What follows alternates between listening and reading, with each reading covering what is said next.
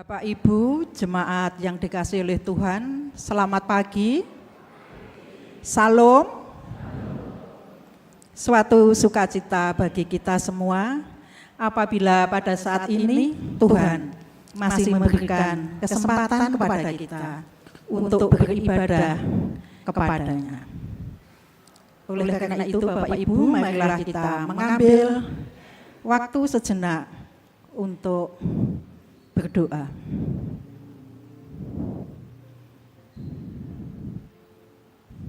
Cukup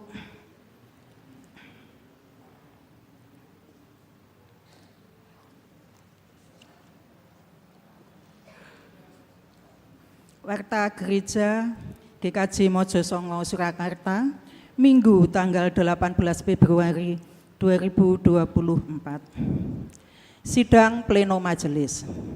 Sidang Pleno Majelis akan dilaksanakan pada Rabu tanggal 28 Februari 2024 pukul 18.30 WIB di Gereja Mojosongo. Mohon dukungan doa dan bagi warga jemaat yang mempunyai keperluan dapat disampaikan melalui surat kepada majelis. Persekutuan doa pagi. Persekutuan doa pagi dilaksanakan pada setiap hari Sabtu di Gereja Mojosongo pukul 05.00 sampai dengan 05.30 WIB dengan jadwal sebagai berikut. Tanggal 24 Februari, pembawa firman Bapak Tri Basuki SE, Bahasa Indonesia. Tanggal 2 Maret 2024, pembawa firman Ibu Siswaning Retnojati SPD dengan bahasa Jawa. Di Gereja Wonorejo pukul 05.30 sampai dengan pukul 6 pagi dengan jadwal sebagai berikut. Tanggal 24 Februari 2024, pembawa firman Bapak Samuel Rudi Rudolf Kota dengan bahasa Indonesia. Tanggal 2 Maret 2024, pembawa firman Ibu Ceti Anjar Maharji dengan bahasa Indonesia. Di Sanggar Pamujan Samirukun, pukul 05.30 sampai dengan pukul 6 pagi dengan jadwal sebagai berikut. Tanggal 24 Februari, pembawa firman Ibu Ida Rusilawati dengan bahasa Indonesia. Tanggal 2 Maret 2024, pembawa firman Ibu Triwiryani dengan bahasa Indonesia. Amplop pemanggilan pendeta ketiga GKJ Mojosongo.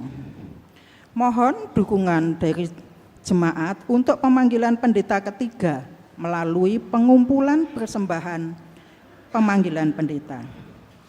Adapun amplop pemanggilan pendeta telah disediakan dan dapat diambil di dekat pintu masuk gereja. Terima kasih atas perhatiannya. Ibadah Rabu Abu. Diberitahukan kepada seluruh jemaat bahwa karena bersamaan dengan pemilihan umum 2024, maka ibadah Rabu Abu yang seharusnya dilaksanakan pada tanggal 14 Februari 2024 diganti pada hari Rabu tanggal 21 Februari 2024. Mohon perhatian dan kehadiran jemaat pada jadwal tersebut. Dengan catatan, masa Paskah 2024 tetap dimulai pada tanggal 14 Februari 2024. Informasi kegiatan masa Prapaskah dapat dibaca di Warta Gereja yang sudah disediakan. Pindah warga. Majelis GKJ Mojosongo telah menyerahkan kewargaan gereja ke Gereja Katolik Santo Yohanes Rasul Tahuna, Soatalora, Kepulauan Sangihe, Sulawesi Utara, atas diri Saudara Krisnanda Prasetya Adi yang sekarang bertempat tinggal di Kampung Soataluara 2 RT 05 RW 2 Kecamatan Tahuna, Kabupaten Kepulauan Sangihe, Sulawesi. Persembahan keyboard. Komisi Sarana Prasarana GKJ Mojosongo akan melaksanakan pengadaan alat musik, yaitu 2 unit keyboard yang akan digunakan di Gereja Mojosongo dan Sanggar Pamujan Samirukun. Mohon dukungan dan partisipasi warga. Kami mengucapkan terima kasih. Demikian warta gereja yang kami sampaikan. Untuk warta selengkapnya dapat dibaca di warta gereja yang telah disediakan. Majelis GKJ Mojosongo Surakarta mengucapkan selamat datang kepada jemaat yang kekasih yang berkenan hadir pada ibadah hari ini dengan penuh rasa syukur. Kepada jemaat simpatisan dan jemaat GKJ Mojosongo yang membutuhkan informasi atau pelayanan dapat bertemu dengan majelis gereja setelah selesai ibadah atau dapat langsung datang ke kantor gereja pada waktu jam kerja. Ibadah pada hari ini akan dilayankan oleh Bapak Pendeta Subranjono Eko Raharjo SSI. Selamat beribadah. Tuhan Yesus senantiasa memberkati kita semua. Amin. Bapak Ibu dipersilahkan berdiri.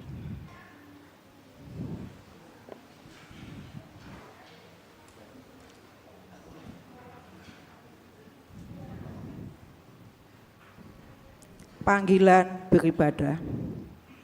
Pujilah Dia dengan tiupan sangkakala.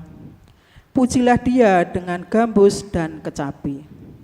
Pujilah Dia dengan rebana dan tari-tarian. Pujilah Dia dengan permainan kecapi dan seruling.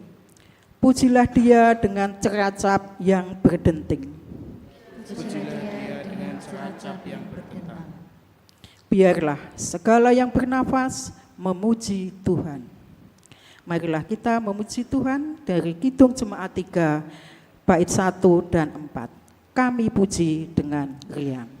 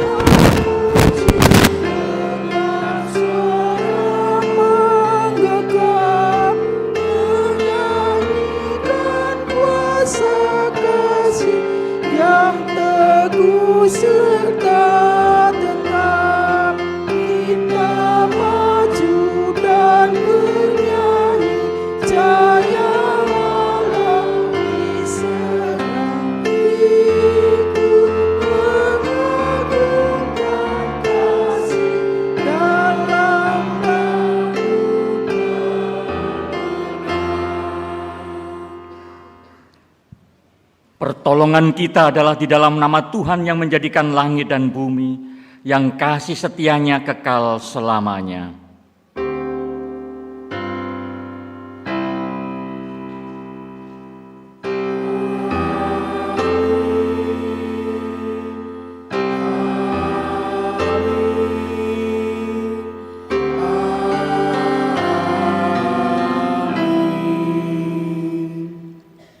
Kasih karunia dan damai sejahtera dari Allah Bapa kita dan dari Tuhan Yesus Kristus kiranya menyertai saudara sekalian. Dan menyertai saudara juga. Persilahkan duduk kembali. Firman Tuhan di dalam Injil Matius 18 ayat 2 sampai yang kelima berkata demikian. Maka Yesus memanggil seorang anak kecil dan menempatkannya di tengah-tengah mereka. Lalu berkata, Aku berkata kepadamu, sesungguhnya jika kamu tidak bertobat dan tidak menjadi seperti anak kecil ini, kamu tidak akan masuk ke dalam kerajaan sorga. Sedangkan barang siapa merendahkan diri dan menjadi seperti anak kecil ini, dialah yang terbesar dalam kerajaan sorga. Dan barang siapa menyambut seorang anak seperti ini dalam namaku, ia menyambut aku. Maka kini anak-anakku yang saya kasihi diundang untuk maju untuk menerima pengutusan dan berkat sebelum melanjutkan ibadah di ruang ibadah anak bersama dengan teman-temanmu dan guru-gurumu sekolah minggu. Saya persilahkan untuk maju.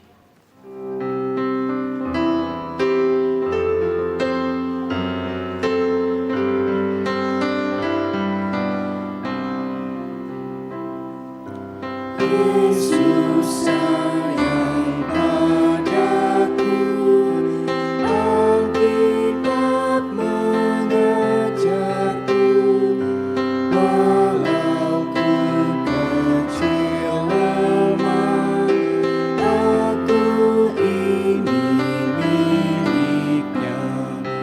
Yesus Tuhanku, sayang padaku, itu firman-Nya di dalam Alkitab.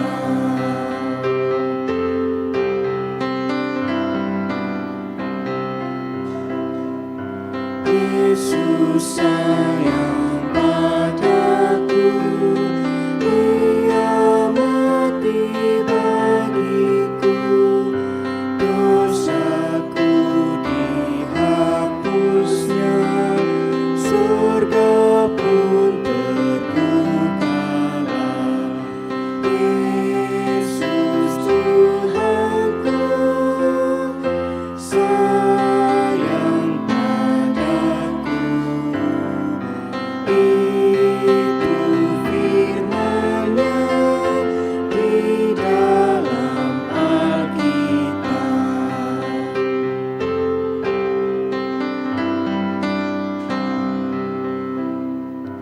Yesus sayang padaku, waktu sakit badanku, aku ditubuhinya dari surga mulia. Yesus Tuhanku, sayang padaku, itu firman-Nya di dalam Alkitab. Anak-anakku yang dikasihi Tuhan Yesus Kristus, masuklah ke ruang ibadah untuk bersama-sama teman-temanmu beribadah, bernyanyi, memuji nama Tuhan, dan mendengarkan firman Tuhan. Ingatlah, Tuhan Yesus mengasihimu, demikian juga ayah bundamu mengasihimu, dan juga selalu berdoa bagi kalian. Pak Pendeta bersama seluruh jemaat berdoa agar kalian menjadi anak-anak Tuhan yang setia, tumbuh kembang sehat jasmani dan rohani. Maka masuklah dengan penuh semangat dan penuh kegembiraan, dan kini terimalah berkat dari Tuhan. Allah yang penuh kasih selalu mengasihimu, membimbingmu, menuntunmu serta menemanimu. Kiranya Roh Kudus yang setia akan menolongmu dalam segala hal. Yesus Sang Teladan kiranya memberikan kamu hikmat sehingga baik dalam tumbuh kembangmu kini sampai selama-lamanya. Amin. Silahkan tos saja, tos ya, tos juga. Oh ya, silahkan ya. Halo, ya, ya, ya. Oke, mana tosmu? Iya, kamu juga tos boleh. Ya. Halo, ya silahkan. Iya, pinter kamu ya. Ya Tuhan memberkatimu, kamu harus pinter ya. Iya, halo, ya Tuhan memberkatimu, Tuhan memberkatimu. Halo ya, ya Tuhan memberkatimu ya. Halo, salam. Oke. Ya, Tuhan memberkatimu. Ya. Tos. Halo. Tos ya. Ya. Tos. Ya, ini putranya Pak Bu Dokter Titis. Ya. Ya.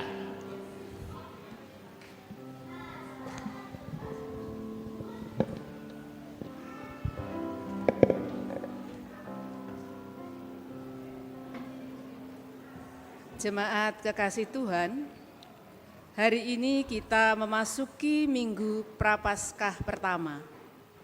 Melalui Minggu Prapaskah, kita diajak untuk menghayati kedalaman hati Allah, merasakan sedihnya, menyaksikan ciptaannya. Di dalam Kristus, Allah meneladankan sikap hati yang sedia berproses dalam kerendahan hati dan berkarya di tengah umat yang diselamatkannya. Tuhan Yesus Kristus memperjuangkan kasih dalam ketaatan. Ia rela mengalami dan melawan setiap cobaan dan godaan, serta sedia mengambil risiko demi keselamatan dunia. Firman Tuhan di Minggu Prapaskah pertama ini mengajak kita belajar dari Tuhan Yesus melalui tema menghidupi karya Allah yang indah dalam Kristus. Kita akan mengikuti gerak Kristus.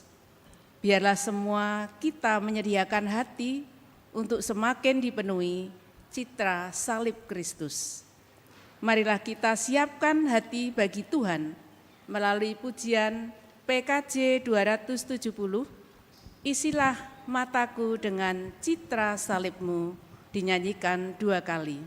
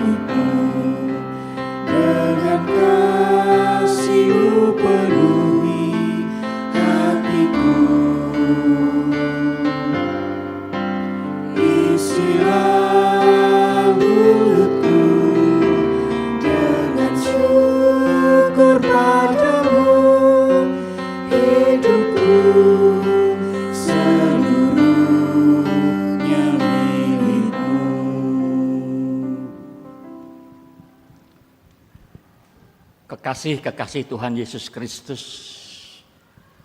bukankah kita seringkali tahu apa dan mana yang benar? Namun seringkali kita tidak memilih hidup di dalam kebenaran. Kita pun juga tahu mana hidup dalam kesucian itu, seperti apa hidup dalam kesucian itu. Namun harus kita akui seringkali kita tidak hidup di dalam kesucian. Karena itu saudara-saudaraku yang terkasih, marilah kita mengakui segala dosa-dosa kita di hadapan Tuhan dengan jujur, penuh ketulusan, dan kiranya kita dimampukan untuk memohon pengampunannya. Jemaat dipersilahkan menaikkan doa secara pribadi, mengakui segala cacat celah dan dosa-dosa di hadapan Tuhan. Dipersilahkan.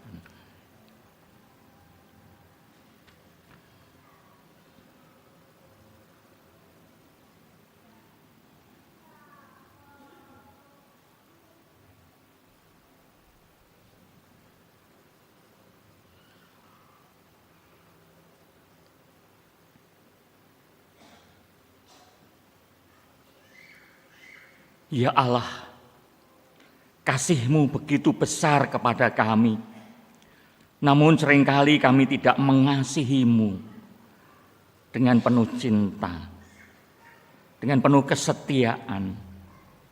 Engkaulah Allah di dalam Kristus yang penuh kemuliaan, namun seringkali hidup kami tidak mencerminkan sebagai pengikut Kristus yang selalu memuliakan Engkau ya Allah di dalam kata, perbuatan. Karena kami seringkali melakukan apa yang menyakiti-Mu ya Tuhan. Ampuni kami. Karena kami juga sering lupa bersyukur dan abai melakukan bentuk rasa syukur atas penyertaan dan berkat yang senantiasa Tuhan limpahkan ke dalam kehidupan kami. Ampuni kami yang seringkali merasa lebih benar, lebih hebat daripada orang lain sehingga seringkali kami merendahkan. Dan pula seringkali kami hidup dalam kesombongan. Dan seringkali kami masih memiliki kebencian. Oleh karena itu hapuskanlah segala dosa dan pelanggaran kami ya Allah. Kiranya Tuhan berkenan mengubah hidup kami menjadi baru seturut dengan kehendak-Mu. Inilah doa kami yang kami panjatkan dan kami alaskan di dalam Yesus Kristus Sang Juru Selamat kami. Amin. Karena kasih-Nya padaku.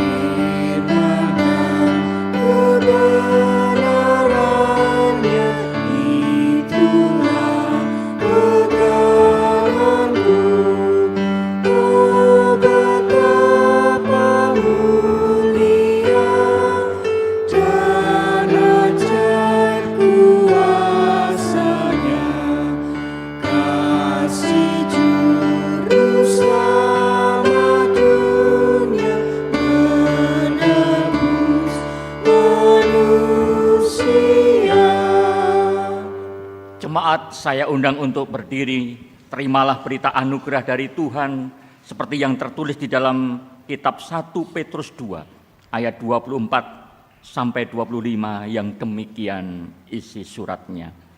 Ia sendiri telah memikul dosa kita di dalam tubuhnya di kayu salib, supaya kita yang telah mati terhadap dosa hidup untuk kebenaran.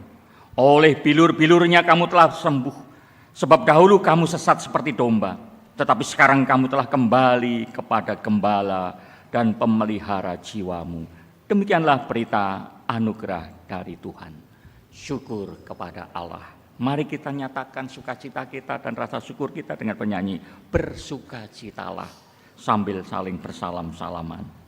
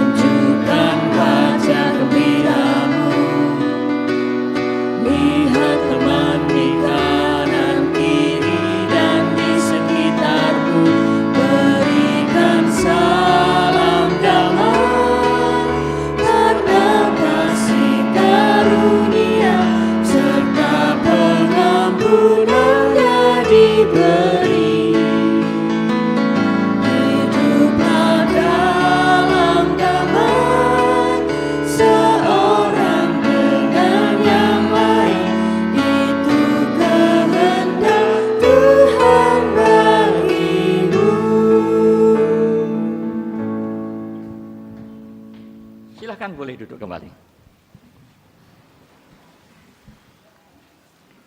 Mari Bapak Ibu, saudara-saudaraku yang dikasihi Tuhan, sebelum kita merenungkan firman Tuhan di Minggu Prapaskah yang pertama, kita akan berdoa mohon penyertaan dan berkat Roh Kudus supaya kita dimampukan untuk mengerti dan dimampukan untuk melakukannya dalam kehidupan sehari-hari. Mari kita berdoa. Menyadari betapa lemah dan terbatasnya kami. Maka sebelum kami menerima dan merenungkan dan melakukan apa yang menjadi kehendak Tuhan di Minggu Prapaskah yang pertama ini, Tuhan kiranya menolong kami dengan kuat kuasa-Mu melalui Roh-Mu yang kudus. Karena firman-Mu ibarat samudra raya yang begitu luas dan dalam, yang tak mudah terselami. Namun ketika Tuhan bersabda dan ketika kami sehati untuk dengan penuh kerinduan mau diam sejenak dan mengarahkan hati, pikiran, dan jiwa kami kepada sabda-Mu, maka Tuhan punya rencana yang indah untuk kami semua menjadi mitra Allah dalam menghadirkan kerajaan Allah. Bersabdalah melalui hamba-Mu, kami siap sedia untuk mendengarkannya. Amin.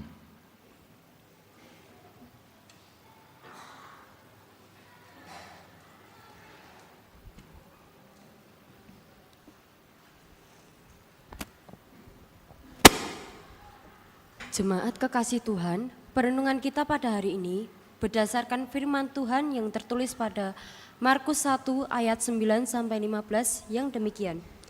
Yesus dibaptis Yohanes. Pada waktu itu, datanglah Yesus dari Nazaret di tanah Galilea, dan ia dibaptis di sungai Yordan oleh Yohanes. Pada saat ia keluar dari air, ia melihat langit terkoyak, dan roh seperti burung merpati turun ke atasnya. Lalu terdengarlah suara dari surga, "Engkaulah anakku yang kukasihi, kepadamulah aku berkenan." Pencobaan di padang gurun. Segera sesudah itu, roh memimpin dia ke padang gurun. Di padang gurun itu, ia tinggal 40 hari lamanya. Dicobai oleh iblis, ia berada di sana di antara binatang-binatang liar dan malaikat-malaikat melayani Dia. Yesus tampil di Galilea. Sesudah Yohanes ditangkap, datanglah Yesus ke Galilea, memberitakan Injil Allah. Katanya, "Waktunya telah genap, kerajaan Allah sudah dekat. Bertobatlah dan percayalah kepada Injil." Demikianlah sabda Tuhan, yang berbahagia adalah setiap kita yang mendengarkan serta melakukannya. Hosiana.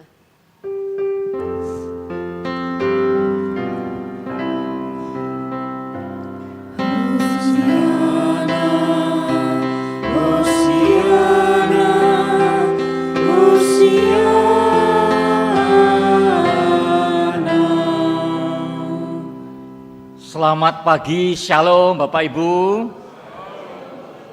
Kados pundi kabaripun? Luar biasa, sehat, tetap semangat, yang di atas sehat. Wah, luar biasa. Jangan keliru nggih. Aku dikira bakal calon pendeta. Karena ini memang jadwalnya harusnya bakal calon pendeta, nanti yang tim penilai lalu menilai saya, kumpul ke panitia timbalan. Niki pun kawaan Bapak Ibu. Kalau bakal calon emeritus leres. Sebentar lagi Bapak Ibu, ora krasa iki jebul arep pensiun saya. Jebul ya wis tuwa, ora rumangsa tuwa. Tinggal berapa tahun lagi Bapak Ibu pirsa saya pensiun? Berapa tahun? 3, 2. Tenane lho. Umurku pun 57,5 nih. Berarti tinggal 2,5 tahun loh Bapak Ibu. Hanya tinggal 2,5 tahun lagi saya dapat gelar kehormatan yang namanya emeritus, pendeta emeritus. Nah, dian janjane emeritus itu sebetulnya sebuah gelar untuk pendeta yang sudah tidak lagi bisa melayani karena sakit, yang kemudian pinaringan kanugrahan yang namanya emeritus. Harusnya begitu, tetapi ternyata itu kemudian sudah menjadi salah kaprah. Jadi ketika pensiun langsung dapat gelar emeritus. Kamangka isih aktif. Ya. Maka dulu saya sudah punya gagasan, sesuk yen aku pensiun ora perlu nganggo acara emeritasi. Boros Bapak Ibu. Tenan niku boros. Biayanya hampir sama dengan timbalan calon pendeta ketika ditabiskan. Sama. Nah, berhubung panitia sudah merancang majelis, tentu melalui majelis dirancang. Ketika nanti tahbisan plus sekaligus emeritasi. Oh ya wis ngirit. Ya kan? Sebab kalau tidak, eman-eman kalau saya. Tidak perlu, cukup kemudian saat ibadah, kemudian diserahkan surat keputusan begitu, rampung, toh saya masih di sini melayani, tidak ada bedanya dengan ketika saya pensiun. Sami mawon saya pelayanannya bersama panjenengan, ora bakal ninggal panjenengan Bapak Ibu. Halo? Yang ditinggal pripun? Nangis. Nyuwun pandonga saya tetap sehat Bapak Ibu. Amin. Nyuwun pandonga saya tetap semangat, nyuwun pandonga supaya saya tidak ringkih, tetap kuat, dan itu bentuk paseduluran saklawase. Harus kita bangun betul-betul. Hari ini sudah memasuki Minggu Prapaskah yang pertama, di mana kita diajak untuk melihat sesuatu yang harus kita hidupi akan karya Allah dalam Kristus. Karya Allah yang begitu luar biasa, karena apa? Menyelamatkan kita yang sebetulnya tidak pantas Bapak Ibu. Ora pantas awake dhewe. Karena apa? Kita itu manusia yang sudah begitu jauh menyimpang, tetapi ternyata ora sadar yen uripe wis benceng. Maka kemudian Allah sendiri datang di dalam Kristus Yesus untuk apa? Untuk mengorbankan dirinya supaya kita menjadi kemudian memperoleh keselamatan, relasi Kita dengan Allah yang sudah putus karena dosa kita kemudian tersambung kembali. Itulah karya yang terindah, yang patut kemudian kita hidupi. Apa yang harus kita hidupi? Nah, disinilah dengan tema ini Bapak Ibu yang terkasih, kemudian kita diharapkan mampu mempraktekkan hidup yang terarah kepada Kristus yang sudah menebus kita. Yen awake dhewe wis ditebus dosane, ning awake dhewe ora uripe mandeng lan ugi jinglengi lan ugi tidak kemudian terarah kepada Tuhan, bisa dibayangkan kita menjadi manusia yang seperti apa. Sudah Tuhan berikan yang terbaik, tapi kemudian hidup kita masih saja tidak mau hidup terarah pada Tuhan. Sekaligus Bapak Ibu saudara-saudaraku yang terkasih, dengan tema ini kita kemudian diharapkan mampu menyediakan diri untuk dituntun dan sekaligus terlibat melakukan apa yang dikehendaki Tuhan. Jadi kita diharapkan satu mempraktekkan dan kemudian juga melakukan apa yang Tuhan kehendaki. Karena itu mari kita renungkan firman Tuhan hari ini di Minggu Prapaskah yang pertama ini melalui kitab Injil Markus 1 ayat 9 sampai 15. Ini pernah dikhotbahkan baru saja di bulan Januari tanggal pinten Bapak Ibu? Walaupun ayatnya dari ayat 4 sampai 11 saat itu. Ini ayat 9 sampai 15 dilanjutkan baru tanggal 7 Januari yang lalu. Semoga ini semakin meneguhkan kita semua, semoga kita semakin dikuatkan kembali. Kalau apa? Mari kita perhatikan. Ayo awak dijinggelengi. Apa yang menjadi firman Tuhan pada hari ini? Karena apa? Ada 3 peristiwa di dalam bacaan suci yang pantas patut kita renungkan. Yang pertama, mari kita hayati. Pertama, peristiwa pelantikan, atau nanti 2,5 tahun lagi GKJ Mojosongo ketika nanti akan memanggil pendeta kemudian ditabiskan. Inilah peristiwa Yesus ditabiskan melalui pembaptisan Yohanes Pembaptis. Itu yang pertama, peristiwa ini yang nanti kemudian saya ajak untuk belajar apa dari situ. Yang kedua, peristiwa pencobaan Tuhan Yesus di padang gurun oleh iblis. Ini juga nanti saya akan mengajak dari peristiwa itu apa yang bisa kita petik dan kemudian apa yang kemudian kita harus lakukan. Yang ketiga, peristiwa penangkapan dan sekaligus pembunuhan Yohanes Pembaptis serta peristiwa proklamasi pemberitaan Injil oleh Yesus.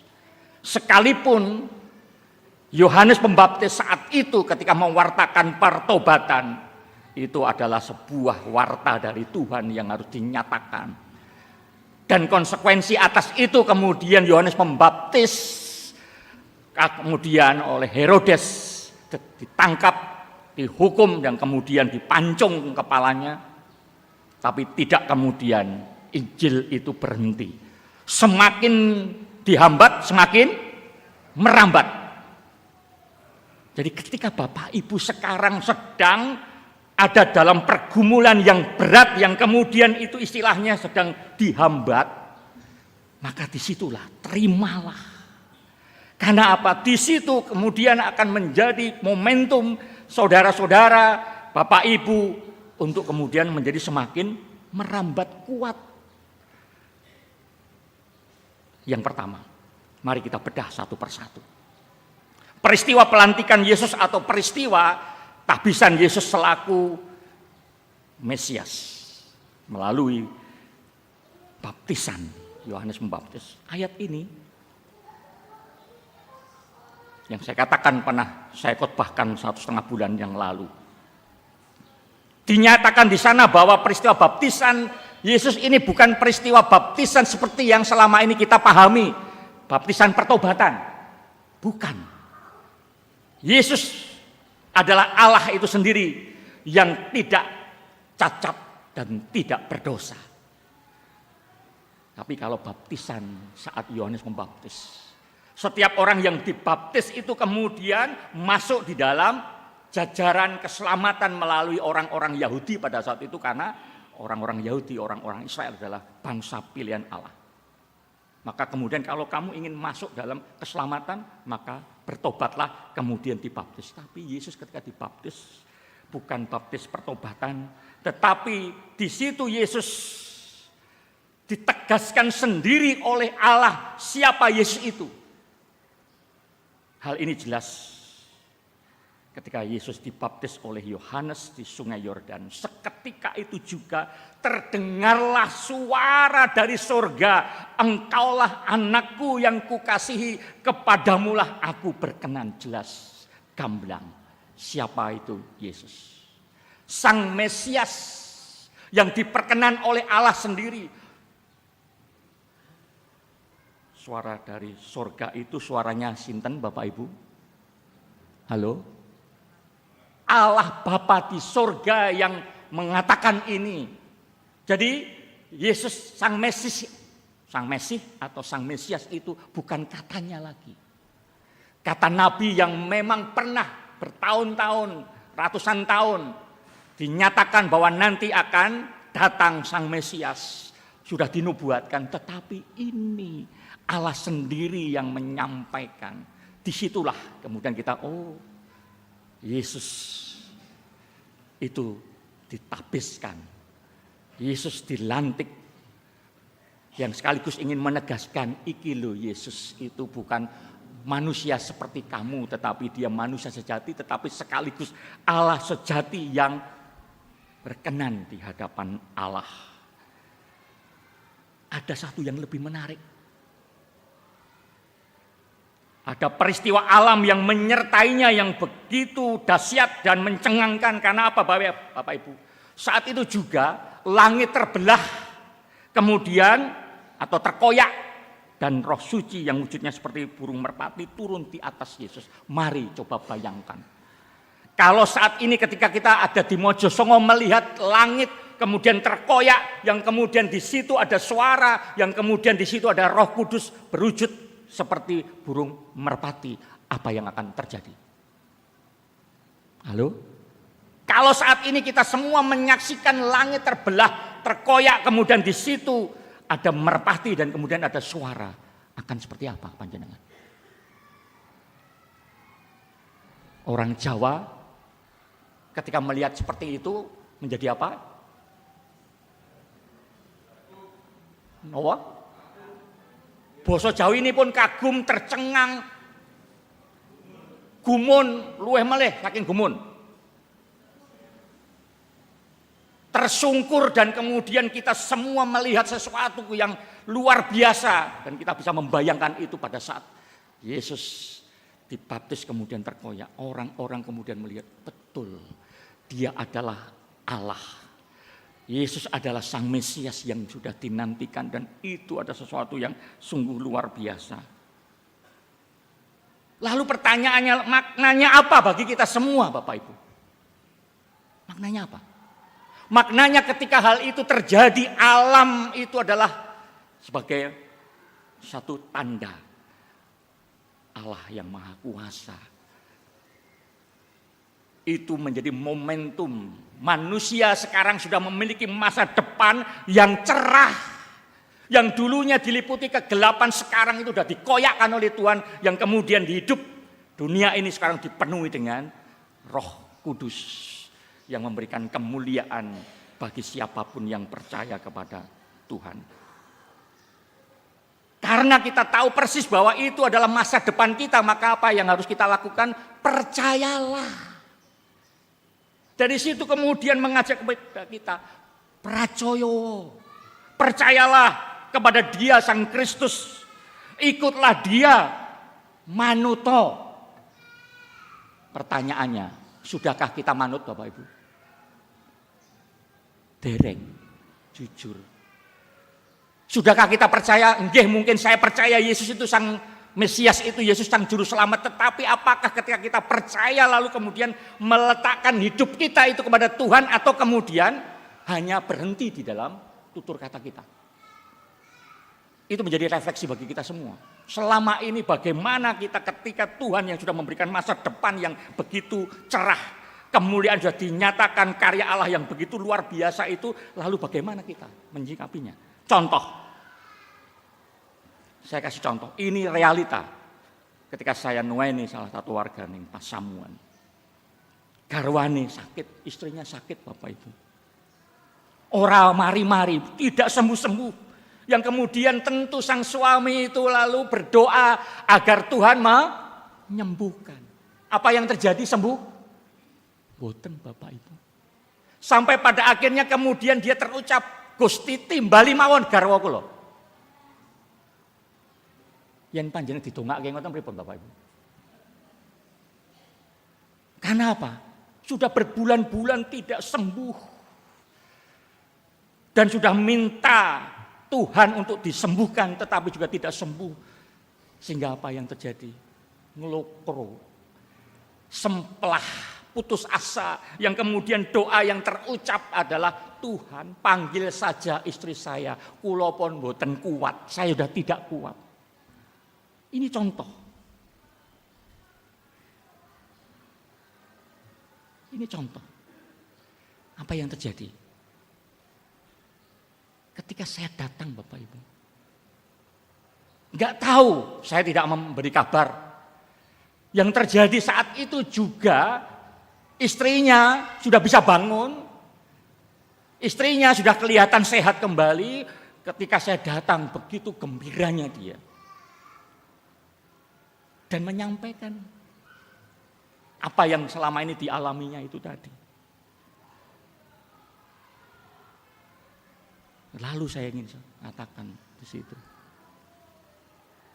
Milo, kalau kita percaya kepada Tuhan, serahkan semuanya itu kepada Tuhan.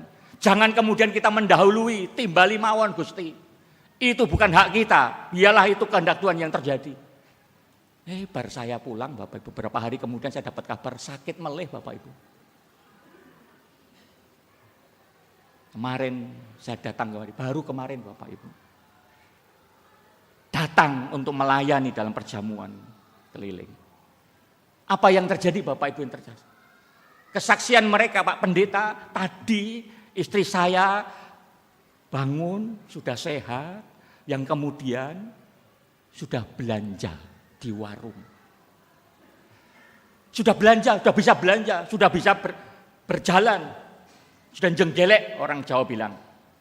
Wis gumbregah, masak. Kemudian Pak Pendeta, terima kasih. Lalu kemudian saya mengatakan, baru mendengar, wong yang pertama tadi tidak mendengar kalau tidak perso kalau saya mau besuk atau sowan, sudah langsung ada wujud yang bisa dilihat. Apalagi kemudian mereka tahu bahwa saya sebentar lagi akan datang. Semakin semangat. Maka saya kemudian mengatakan apa? Salah satu yang harus kita ugemi, bagaimana minggu yang lalu Bapak Ibu yang terkasih, ketika masuk minggu transfigurasi. Ketika Yesus kelihatan bercahaya itu mengajak kepada kita supaya hidup kita, hati kita tetap mampu bercahaya. Sehingga ketika kita tetap bercahaya, apapun yang terjadi, ketika sakit apapun yang terjadi, kita tidak ngelemprek Bapak Ibu. Maka saya mengatakan itu dan sekaligus Gusti nate ngendika di kitab Amsal pasal 17 ayat 22. Hati yang gembira adalah obat yang paling manjur dan sekaligus ketika kemudian tidak lagi memiliki pengharapan, ibarat seperti tulang yang hati yang gembira adalah obat yang paling manjur dan semangat yang patah seperti mengeringkan tulang, remek tulangnya, artinya apa? Ngelemprek tanpa doyo. Tetapi ketika kita tetap bercahaya, ketika kita memiliki hati yang gembira Bapak Ibu, kuat. Jadilah sang pemenang. Beberapa waktu yang lalu ada jemaat, Pak Pendeta kok guyang-guyu mawon, senyum-senyum mawon. Iya, kenapa tidak? Nderek Gusti kok, kan begitu. Jangan pernah kita itu kemudian terlihat layu, loyo, randuwe doyo. Nadyan momotane abot, nadyan duwe penyakit Dan saya sampaikan Bapak Ibu, beberapa waktu yang lalu saya kan pernah menyampaikan. Pagi sampai sore Bapak Ibu saya sehat Bapak Ibu. Jam 10 tiba-tiba saya mengalami sakit yang sungguh luar biasa Bapak Ibu. Jantung sebelah kiri saya itu ngerasake betul-betul loro betul. Saya ngerasake. Kemudian di ulu hati ini juga sakitnya luar biasa. Kemudian perut sebelah kanan bawah itu sakit yang kemudian awake loro kabeh. Nalika panjenengan ketika panjenengan tidur pulas, istri saya juga begitu, jam sekian itu kan tidurnya paling enak. Jam 10 sampai terus saya alami beberapa jam itu, saya tidak kemudian gugah, ya biarlah tidur nyenyak. Tetapi saya, apa yang saya lakukan? Saya harus menjadi sang pemenang. Dan itu tidak hanya 1 hari, 2 hari, berhari-hari. Seperti itu yang selalu kemudian datang itu tiba-tiba malam. Dan selalu malam datangnya. Jadilah sang pemenang. Apa yang harus saya lakukan? Ndongo sudah. Sebelum ndongo, pemanasan dulu dengan cara apa? Tenang Bapak Ibu. Tenang, kadang-kadang kita tidak pernah tenang. Keringat dingin, kemudian jantung berdebar, pikirannya apa? Panik. Karena apa? Jantungku ini pasti kemudian ketika panik, wes toh, kita tidak akan dapat apa-apa. Tapi ketika menghadapi itu tenang, maka kemudian saya ambil nafas panjang. Kemudian saya coba alirkan udara itu, oksigen itu ke seluruh tubuh saya, terutama di mana yang sakit itu.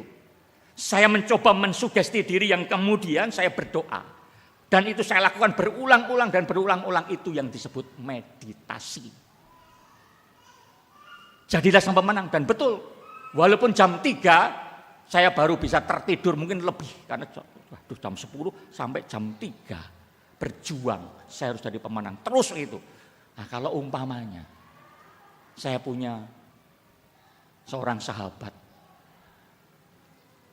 yang kemudian mendengar hal ini, langsung biasanya, oh Pak Pendeta mungkin dalam kapan ditanya angker. Perlu ditengking niku. Ya kan? Kadang-kadang kan kita langsung arahnya kan ke situ. Ini harus doa dan puasa Pak Pendeta. Oke, doa dan puasa, saya juga melakukan itu. Tak lakoni dengan cara tadi.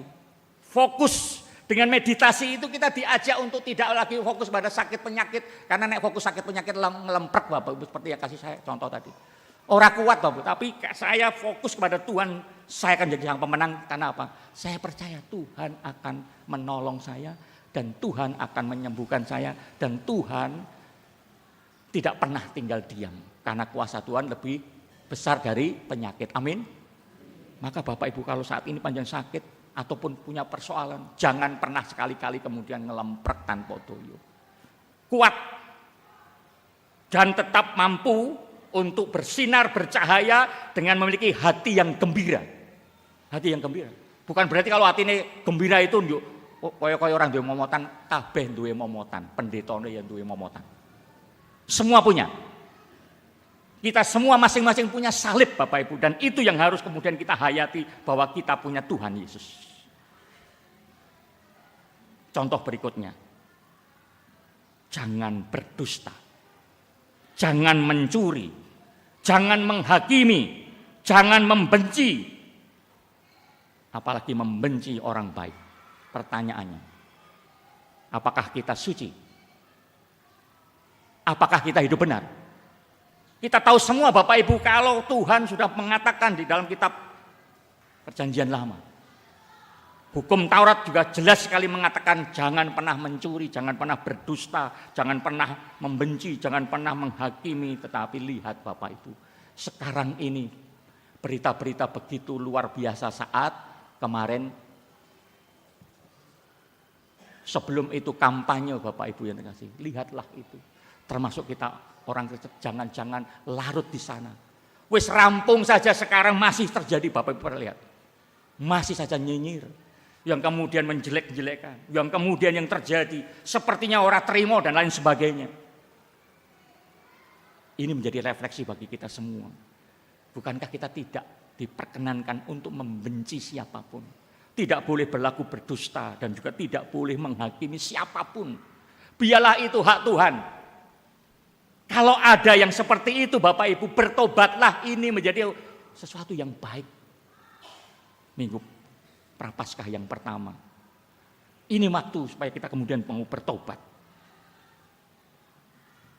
Artinya Bapak Ibu, kalau garwa panjenengan, suami panjenengan, istri panjenengan, ayah, bunda panjenengan, anak panjenengan melakukan sesuatu yang seperti itu, ingatkanlah, ojo pak, ojo bu, ojo le, ojo nduk, ora apik kuwi. Gusti Maha Pirsa, membenci siapapun tidak diperkenankan. Itu yang pertama. Yang kedua, peristiwa pencobaan Tuhan Yesus di padang gurun. Setelah Yesus disalib, setelah Yesus dibaptis maksud saya, Yesus pergi kemana Bapak Ibu? Ke padang gurun. Yang membawa Yesus ke padang gurun siapa? Iblis. Mari kita lihat. Ayat berapa? Ayat 12. Seringkali kita menganggap iblis.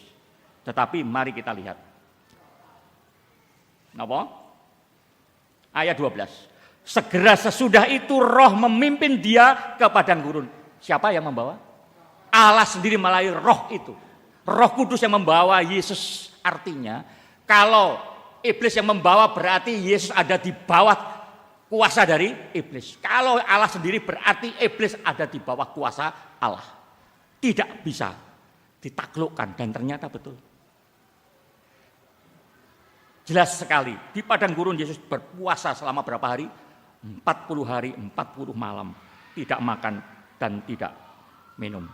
Yang menarik di ayat 13b Bapak Ibu yang terkasih, Tuhan Yesus berada di antara binatang liar dan malaikat-malaikat yang melayani dia. Ini menarik, yang kadang-kadang kita tidak angkat ini. Apa itu maksudnya? Apa ini maknanya bagi kita? Artinya, Yesus saat itu berada di tengah-tengah kekuatan yang ingin merusak, ingin menghancurkan, dan ingin membinasakan Yesus. Karena Yesus datang ke dunia ini untuk menyelamatkan kita semua. Iblis tidak mau kalau kita itu selamat, Bapak Ibu. Sinten sing jenenge selamat? Halo? Selamat wilujeng rahayu padha niku. Ya. Tapi disinilah Bapak Ibu yang terkasih, kita semua diberi keselamatan, tetapi ada kuasa iblis yang ingin menghalangi hidup kita yang penuh dengan berbagai macam cobaan, pergumulan. Ingat, Yesus datang melalui malaikatnya akan menolong kita dan menjaga kita. Maka jangan pernah sekalipun takut. Jangan pernah kemudian kita merasa kentar, kemudian kita takluk. Maka saya tadi bilang, jadilah sang pemenang. Jadilah sang pemenang untuk itu semua, hati-hati. Karena iblis itu begitu julik, dia bisa menggunakan segala cara dari yang mulai halus sampai yang kasar dia bisa melakukan. Mulai dari uang yang menggiurkan bisa menjerumuskan kita, termasuk pula pasangan hidup, hati-hati. Kadang-kadang orang Jawa punya prinsip apa? Bobot bebet bibit. Wah, anakku ora entuk-entuk. Wis le, Nduk, ora apa-apa.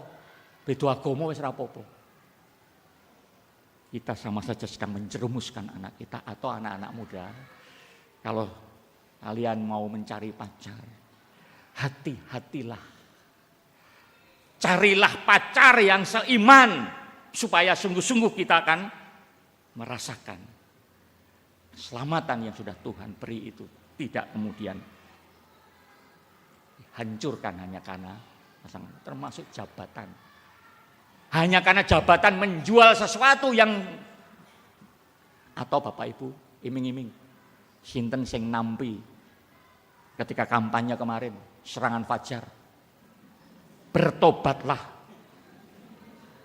Nompo 50.000, 100.000 itu sama saja jenengan melegalkan hal itu terjadi. Aku ngarep-arep kok ya ora ono. Sebab kalau ada langsung saya mengatakan, berani saya mengatakan, paten saya. Harus kita berani mengatakan tidak, Bapak Ibu yang terkasih. Apapun pilihan kita, biarlah kita merdeka dan biarlah kita pasedulurane sak lawase. Ojo nganti beda pilihan kemudian wah Ada yang keluargane karena beda pilihan, jadi wis moh Pak, aku ora masake. Wis moh Bu, atau le wis kowe anu dhewe pilihanmu kok wis ben wae. Itu kan merusak semua, hati-hati Bapak Ibu yang terkasih. Jadi kita semua harus menyadari itu yang kedua. Dan masih banyak hal supaya kita sadar di tengah kehidupan kita itu, walaupun orang Kristen yang sudah diselamatkan bukan berarti kemudian kalis dengan berbagai macam tantangan. Kita semakin kalau menjadi orang Kristen yang baik, semakin banyak godaan. Maka kita harus percaya Tuhan selalu akan menolong dan menyelamatkan kita. Itu yang kedua. Peristiwa penangkapan dan pembunuhan Yohanes serta pemberitaan Injil oleh Yesus. Yohanes Pembaptis adalah seorang nabi yang tugasnya mempersiapkan kedatangan Mesias. Kita semua tahu. Dengan lantangnya, dengan beraninya, dengan tegasnya dia berbicara tentang pertobatan. Itu yang mengakibatkan kemudian dia ditangkap oleh Herodes dan kemudian dia dihukum, yang kemudian dia dipenggal kepalanya karena apa? Dia berani untuk mengkritik Raja Herodes yang saat itu memperistri yang namanya Herodias, istri saudaranya Filipus. Orang wedine Yohanes Pembaptis. Tapi resikonya hidup dalam kebenaran, disitulah Bapak Ibu. Jangan takut. Maknanya apa? Siap sedialah menunaikan tugas mewartakan Injil segala musim Bapak Ibu. Sekalipun tadi Yohanes Pembaptis yang mewartakan satu pertobatan yang kemudian akhirnya dia harus mengalami penderitaan. Itu memanggil kita semua, ojo wedi. Dan sekaligus siap sedialah untuk menunaikan tugas mewartakan Injil di segala musim. Dan ingatlah, berbuat baik belum tentu jalan yang dilalui itu mudah. Sebab di sana terbentang berbagai macam tantangan, penganiayaan, bahkan pembunuhan.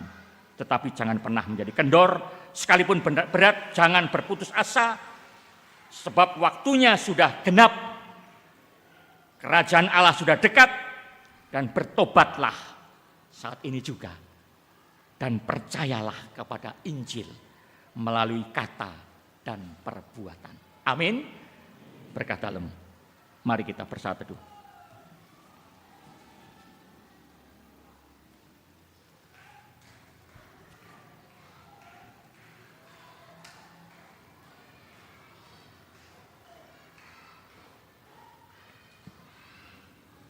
Kami bersyukur Engkau berkenan bersabda di Minggu Prapaskah yang pertama.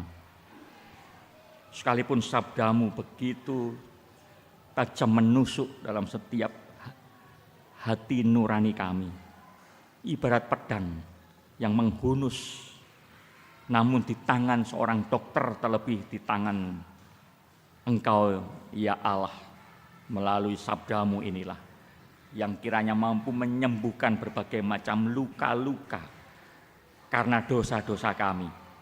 Tuhan sembuhkan dan kiranya semakin kami agar kami kemudian mau bertobat.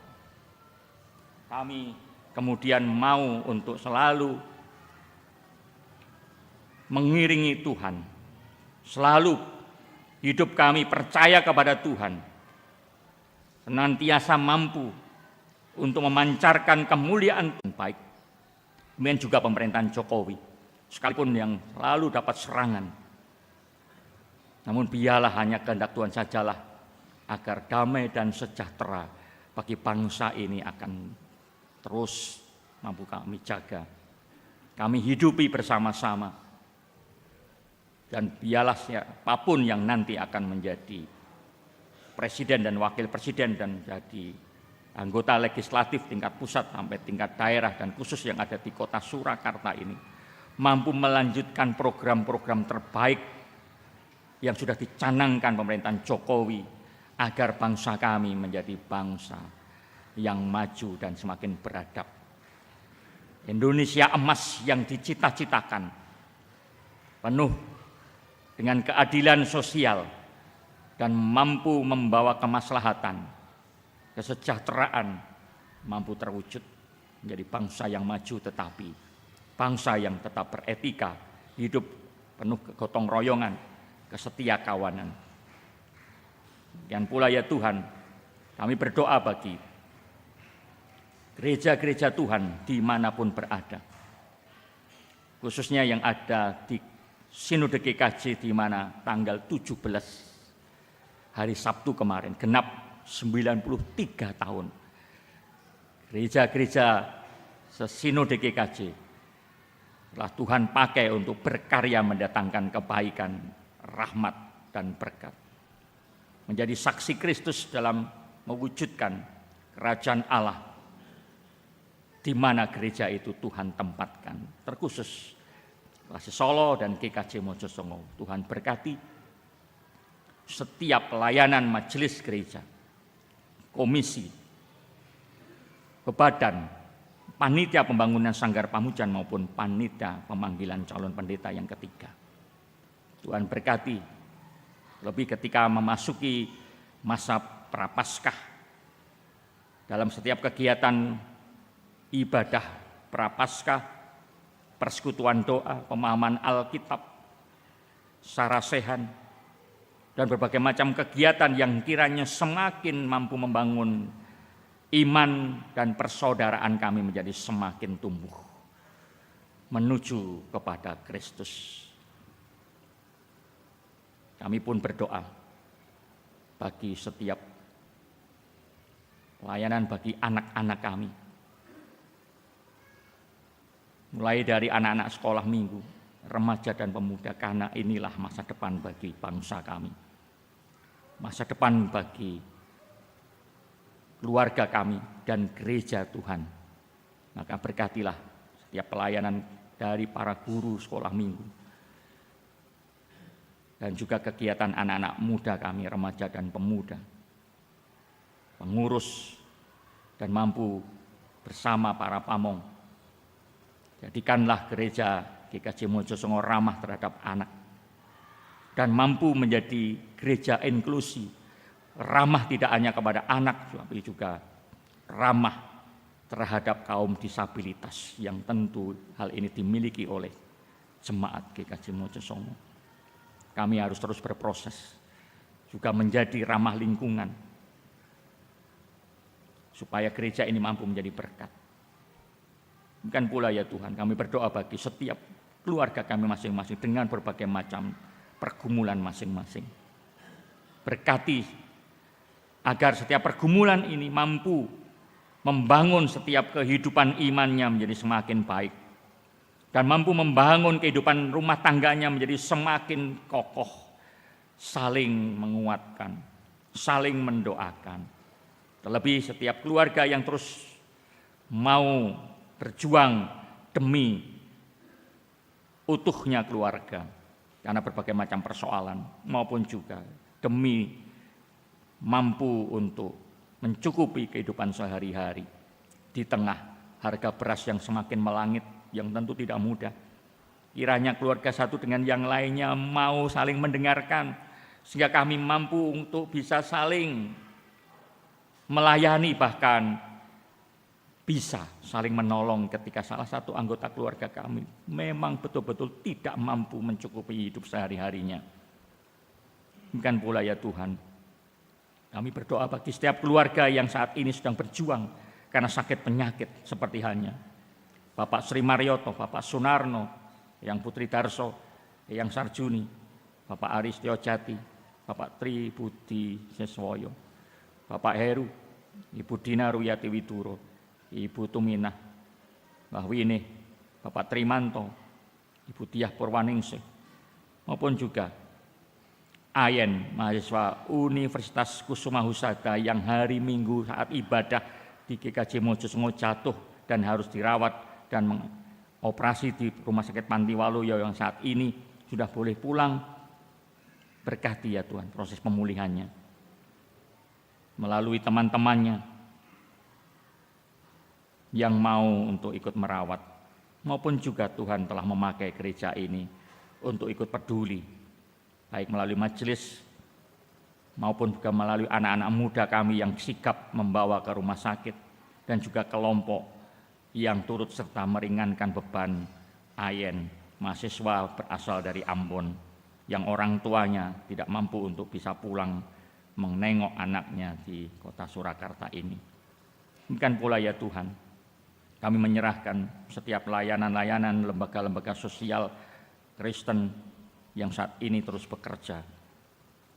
Lembaga pendidikan mulai dari TK Kesemparama Yoga, PPKS Solotek University, maupun juga Yayasan Sekolah Guru Kristen Surakarta, maupun juga BKS, GKJ, PSKS.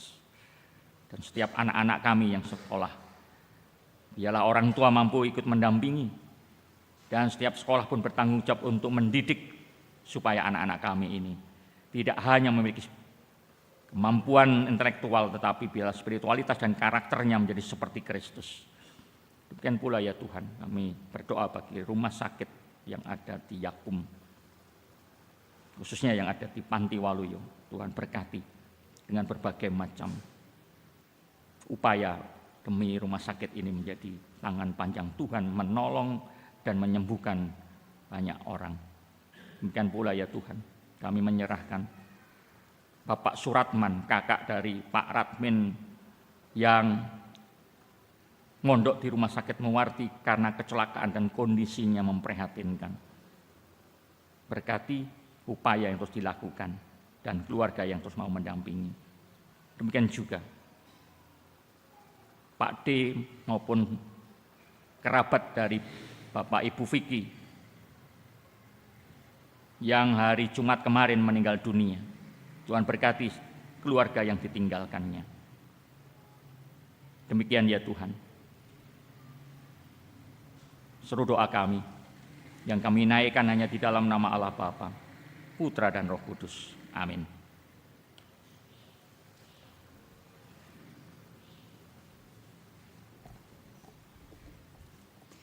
Jemaat kekasih Tuhan, dimohon untuk bangkit berdiri.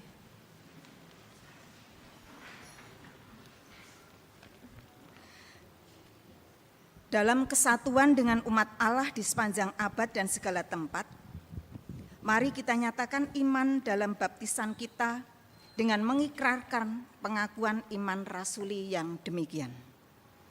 Aku percaya kepada Allah Bapa yang Maha Kuasa, Khalik langit dan bumi, dan kepada Yesus Kristus, anaknya yang tunggal Tuhan kita, yang dikandung daripada Roh Kudus, lahir dari anak darah Maria, yang menderita di bawah pemerintahan Pontius Pilatus, disalibkan, mati dan dikuburkan, turun ke dalam kerajaan maut. Pada hari yang ketiga bangkit pula dari antara orang mati, naik ke surga, duduk di sebelah kanan Allah Bapa yang Maha Kuasa, dan akan datang dari sana untuk menghakimi orang yang hidup dan yang mati. Aku percaya kepada Roh Kudus, gereja yang kudus dan am, persekutuan orang kudus, pengampunan dosa, kebangkitan daging, dan hidup yang kekal. Jemaat dipersilakan duduk kembali.